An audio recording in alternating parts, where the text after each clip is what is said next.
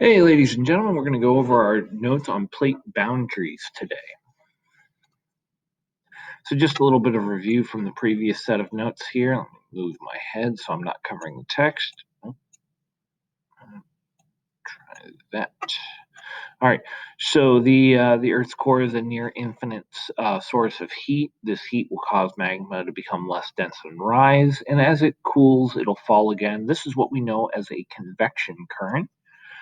Um, while the magma cools off, it'll move along the surface right under the tectonic plate. We can see that right here in our diagram. So it rises and it cools off as it's moving along the tectonic plate.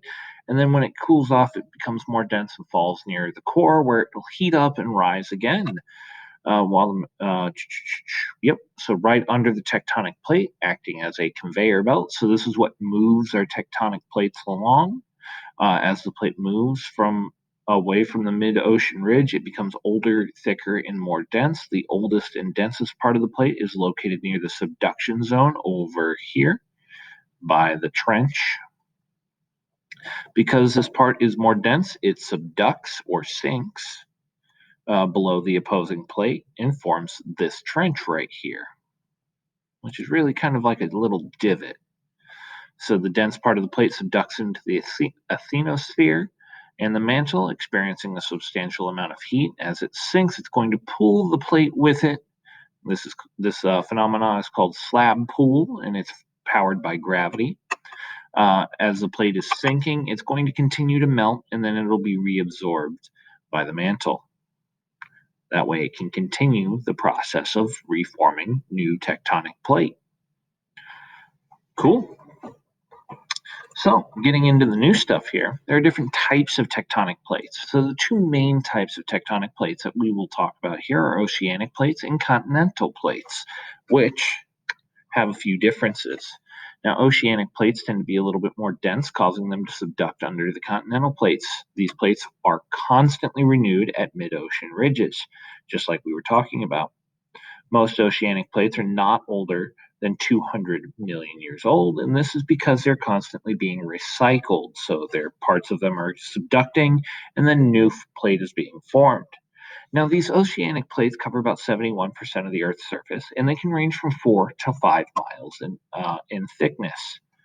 Now, continental plates, these plates tend to be a little bit less dense, which allows them to float above the oceanic plates.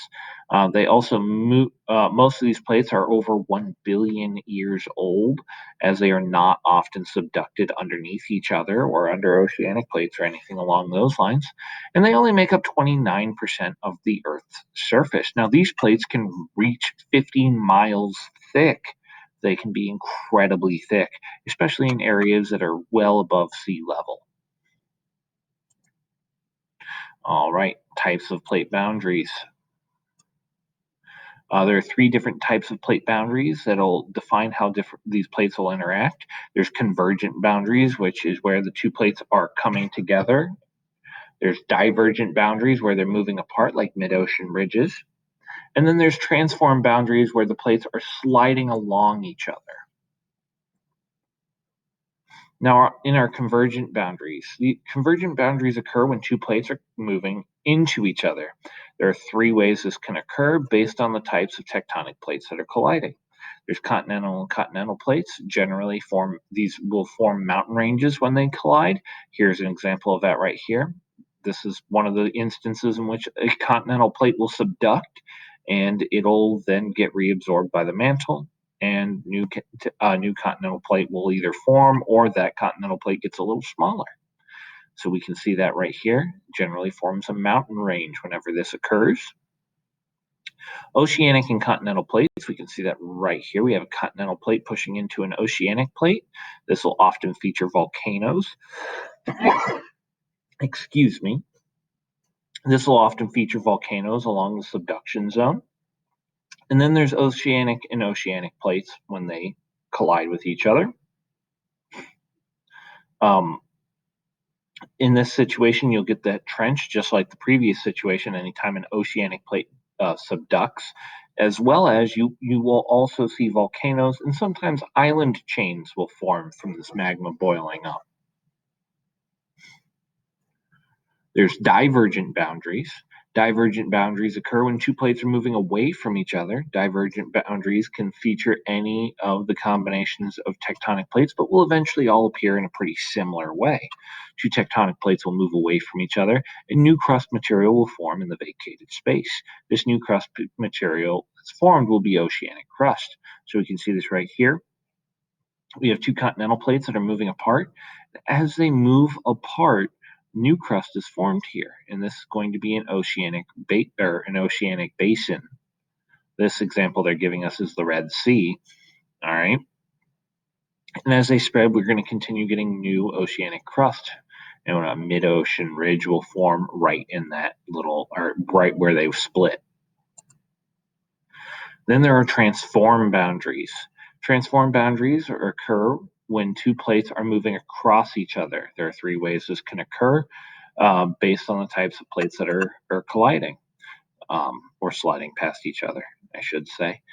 Continental and continental plates, these two plates moving past each other, this is often the cause of earthquakes. Oceanic and continental plates often occurs near a mid-ocean ridge. The shift will connect the mid-ocean ridges, so we'll have a divide form right through here, so that there will be a connection between these mid-ocean ridges. And then oceanic and oceanic plates. Oh, I'm sorry, I pointed at the wrong example. Same thing right here. But honestly, these two situations end up pretty similar, where it'll happen near a mid-ocean ridge, and there will be a kind of a filler gap for the mid-ocean ridge. All right. So the events caused by plate movement, volcanoes are one of the things we're going to take a look at here after spring break. Well, all of this is happening after spring break. So one of these things, or volcanoes, are something we'll look at in the coming weeks. These are generally going to form in subduction zones where one tectonic plate is returning to the mantle and melting. When some of this magma makes its way to the surface, volcanoes can be formed. So it'll bubble up through that crust, and that's where we'll get a volcano. There's earthquakes. This earthquakes occur when the friction between two plates slows their motion down, and they're going to start to build up a certain amount of strain or stress on those tectonic plates. When the strain or stress on those plates becomes too great, it'll shear off in sections and release energy very quickly as it finally kind of just moves very fast. And then there are tsunamis. Tsunamis are formed around subduction zones of tectonic plates. When two plates slide past each other near a body of water, the released energy can create a giant wave. So if we get a large release of energy, like from an earthquake where these two plates move very quickly, that motion can that motion and that released energy can create a very, very large and very dangerous wave. Again, we'll look at all three of these phenomena a little bit, or in the coming weeks, a little bit more in depth then. All right, ladies and gentlemen, that concludes our notes on plate boundaries. I hope you have a great day. If you have any questions, don't hesitate to reach out.